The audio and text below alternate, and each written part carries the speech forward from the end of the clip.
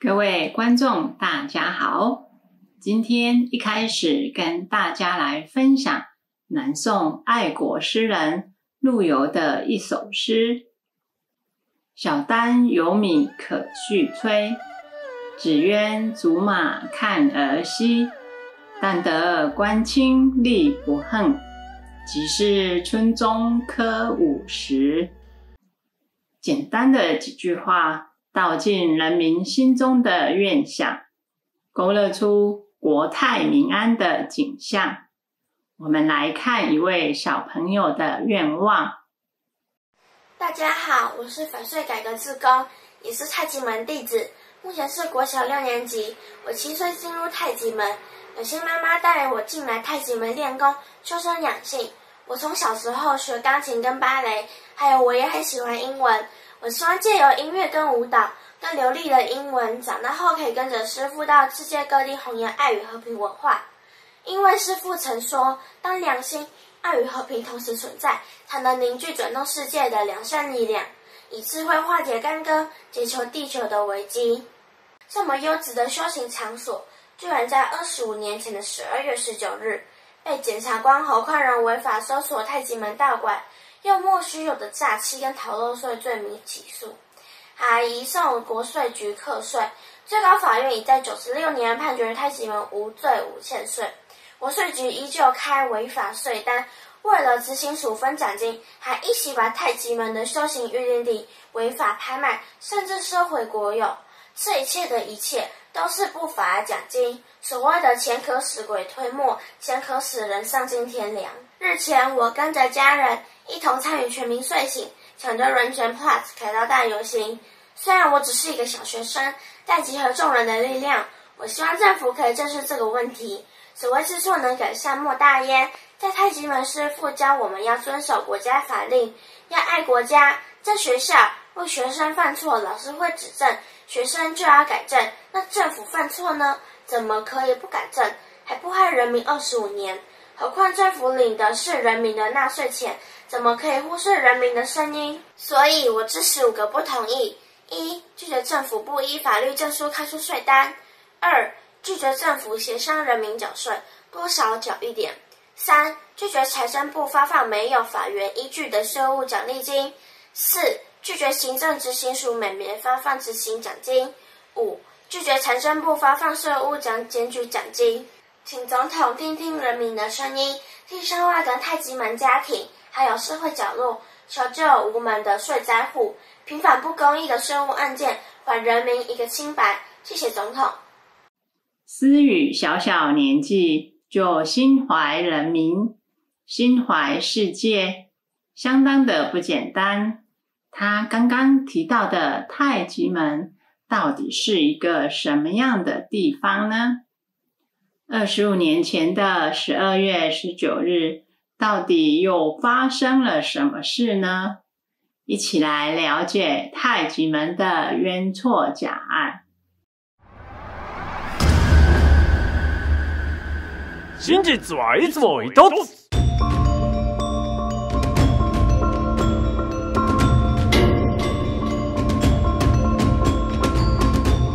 事件起源于1996年，侯宽仁检察官带着大批警调，违法搜索太极门。太极门 ，What's that？ 太极门是古老的气功武术修行门派，非营利公益团体，西鲁关西的名门正派。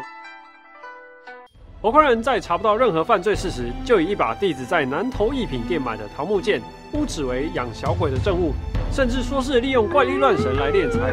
It's all rubbish, come on！ 节目主持人李四端问侯宽仁：“你凭什么来断定有犯罪嫌疑？”侯宽仁说：“我在他眼神中看到三国意识阴影，用眼神来办案，成为司法史上最荒谬的起诉书。”侯宽仁除了羁押起诉掌门人外，也对媒体散布不实消息，毁损名誉，并且冻结掌门人所有财产，达身无分文。侯宽仁更滥用权力，发文全国县市政府，命令解散太极门，并威胁恐吓、逼供受羁押的师徒。哇，这实在太巧诡了吧！侯宽仁起诉内容污指弟子拜师时赠与师父的进师礼是诈欺所得，并且要求法院没收。进士礼 ，What's that？银饰里是弟子感恩师父愿意授徒的心意，是尊师重道的表现，其性质如同婚礼，偶尔逢年过节给父母的红包。起诉书既然认定进司里是诈欺，要没收，就不该课税。但在案件未查明真相前，国税局竟然开出违法的税单，让太极门面临司法与税法的双重迫害。给钱给钱！历经10年7个月，在2007年司法终于判决无罪确定，还给太极门清白，也认定弟子的进士礼是赠与性质，属于免税所得，而且无任何盈利贩售的行为，根本没有任何课税问题。遭无辜羁押的师徒均获得国家冤狱赔偿。监察院更调查指出，侯宽仁检察官有8大违法，税捐机关有7大违法。虽然国家证明了太极门是冤案，国税局官员曾公开表示：“法院的不算数啦。”国税局这么霸道！将近20年，不论太极门弟子提出上万份的赠与书证，都证明进司里是赠与。教育部也正式表示，太极门不是补习班。总统府及5院也关注到此冤案。但国税局却不愿意面对真相，看不见，看不见。财政部长张盛和当年任职台北国税局局长时，把赠与的证据隐匿起来，伪造文书，谎报调查结果，欺骗国人。2012年，国税局公告调查结果，再一次证明进司里是赠与。国税局也终于承认太极门不是补习班，但国税局却还是继续对掌门人课税，就是要给我钱。Oh my god， 这实在太超过了吧！不就白包，都要被课税喽。所以不论任何说法，国税局就是要你付出钱。这么没人性的压榨人民，跟强盗有何不同？从太极门案可一窥不法检察官的滥权，国税局的无理霸道，并凌驾一府5院之上。但因此冤案，社会上开始关注赋税人权的人越来越多。缴税是人民依法的义务，但不该缴的税也不该强迫人民缴。据调查，台湾每年都有几百万欠税欠费案件，平均每4户就会有3户。看似平静民主的台湾，背后有多少税灾户暗夜哭泣，无处可伸呢？真相只有一个。详情请上 WPN 世界民报网站 www.worldpeoplenews.com。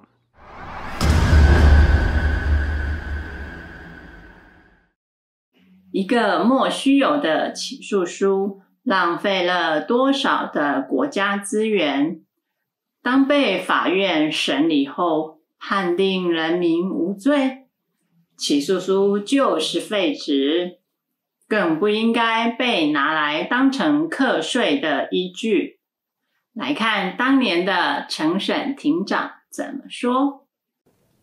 各种诉讼的制度都应该有一个救济的方法，因为人不是神，不会做错，做错了要怎么处理？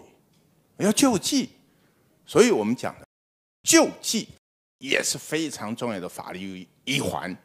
如果没办法救济，这个法律就要修改，不是说任他在那放他在那烂，让这个人民呢哭诉无门。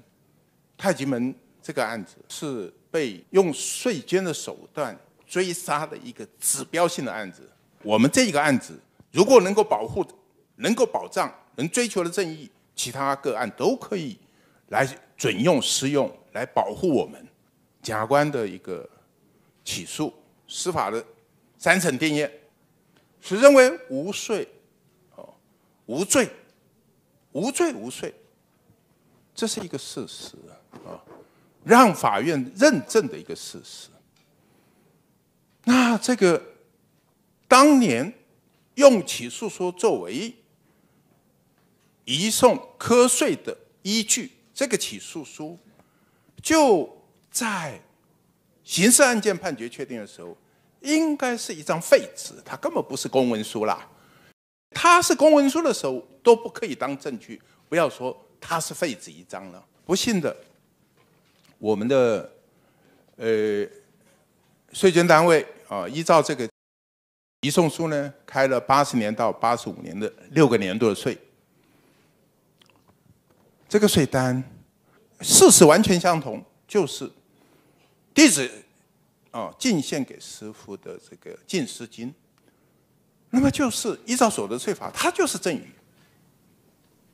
而赠与依法就是不用课税，那么经过了太极门弟子不断的在这个追求正义啊，是争取到了除了81年度以外，其他各个年度税捐都归零了。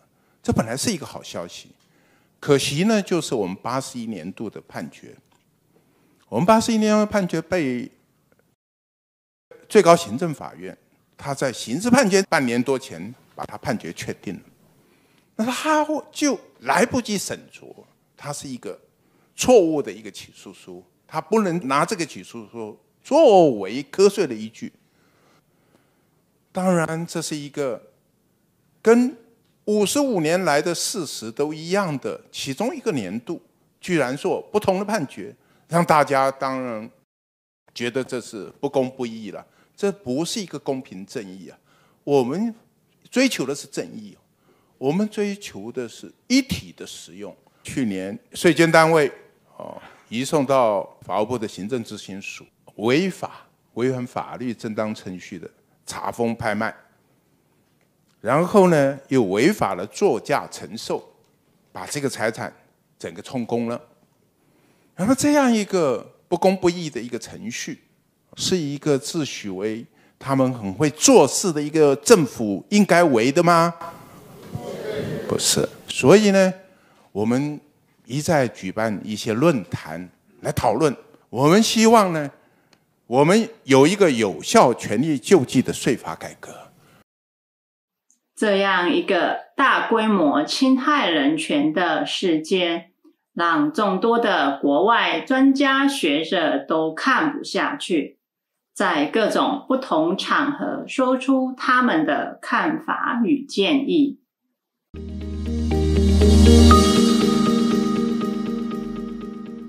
I mean, it's unbelievable. It just wouldn't make sense if you try to make it sense. And so I keep saying to myself, how could it happen? Why does it happen? And why does it happen to Thai men? And I'm having great trouble in understanding this. What is the interest that a civil servant can have in behaving in this way? What was pushing it that this would happen? Why could it go on happening for such a long time? I want to understand motives far more and the fitting together of the system, a system which on paper looks so good and yet has been feeding this terrible corruption. I think it's a blemish on what is a very fine system of justice in Taiwan. The role of government, the role of tax authorities, the role of prosecutors, their role is not to seize property, okay? Their role is not to prosecute people. That may be what they do, but that's not their role. What is their role then? Their role is to seek justice. Their role is to follow the rule of law. And in this case, in the太极门case, it's been determined that the taxes that have attempted to be collected are improper. And this is disturbing because the continuation and the perpetuation of an injustice is as bad as the commitment of that injustice in the first place. And that is what's happening here in the太极門tax case. In any court around the world, including in the United States and certainly in Taiwan, if there's been an error, we don't adhere to that error. We don't say, okay, fine, there's been an error, but too bad. If we find new DNA evidence, for example, that confirms that someone who has been prosecuted and convicted, and the appeals have gone all the way even to the Supreme Court, if later evidence shows that that person didn't do that, didn't commit that crime, we don't keep that person in jail. Why? Because we're not here to prosecute or persecute people. We're here to seek justice. And if justice from information that comes and is learned afterwards shows that a prior ruling, a prior conviction, a prior tax assessment was wrong, then it should be corrected. That is precisely the case in the Taijimen tax case. And it is inconceivable to me that there's even a discussion about 1992 because the situation and circumstances there were no different than they were for the other years in which there's been a negotiation down to zero of the tax liability. And the world is watching. People are watching how this case is going to be handled. And I encourage all of the decision makers, to put a stop to this, to not seize any property and not perpetuate an injustice that has gone on for 24 years. They have been taught never to compromise, whatever the price to pay. Integrity, dignity, respect, compassion, love, and peace are at the heart of their values and of their lives. But some people and institutions have shamelessly violated their human rights to justice. The Dizi are the best ambassadors of Taijimen's teachings to the outside world because they are the living testimonies that their spiritual values can regenerate individuals and society. This is a major contribution of Taijimen to the spread of human rights in Taiwan. This is also a precious asset for the Taiwanese society and the image of the country abroad.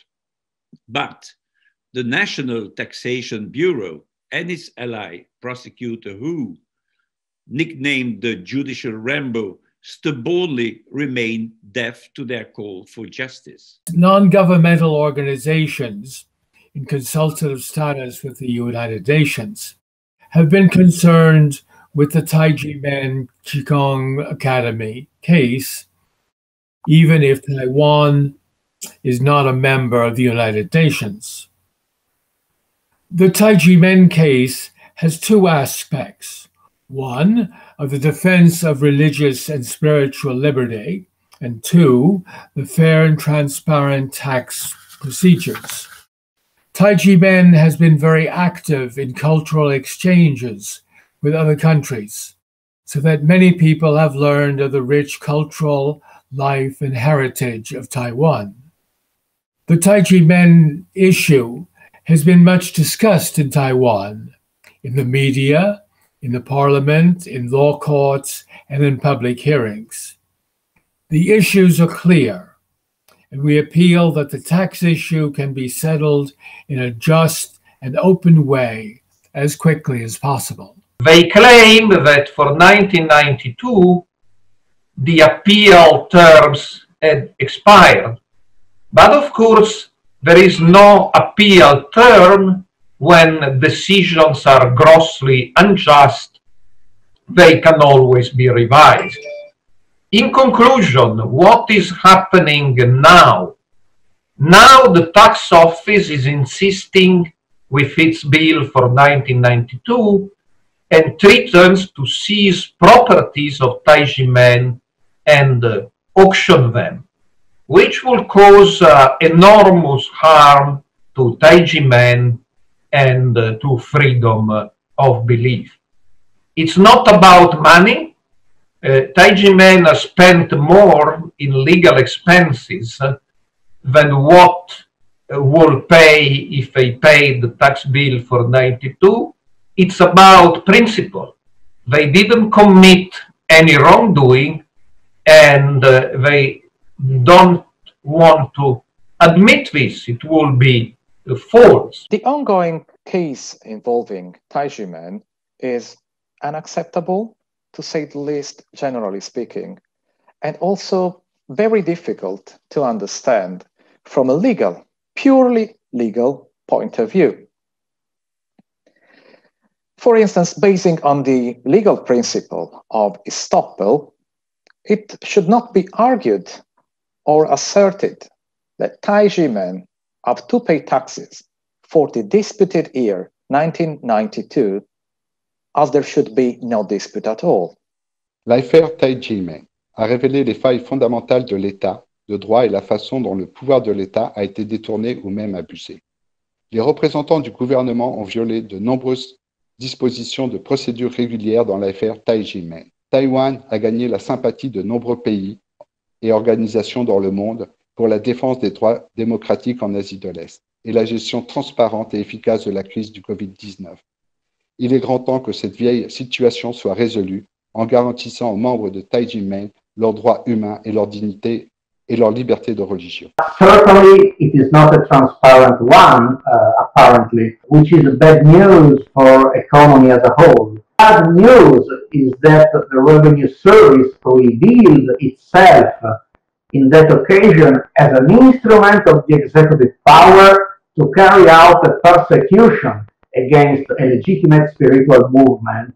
However, the administrative inertia, so to say, still left alive some claims by the Revenue Service concerning exactly the same violation which was declared inexistent by the court. You shouldn't admit a fault on your side. I strongly encourage you to fight against this persecution. I think that we should all stand by太极门because, again, as the video brilliantly said, the battle of太极门is the battle for the most important, most essential human right, religious freedom, is the battle for freedom, is the battle for liberty, is the battle for justice, it is the battle for equal treatment of all before the law.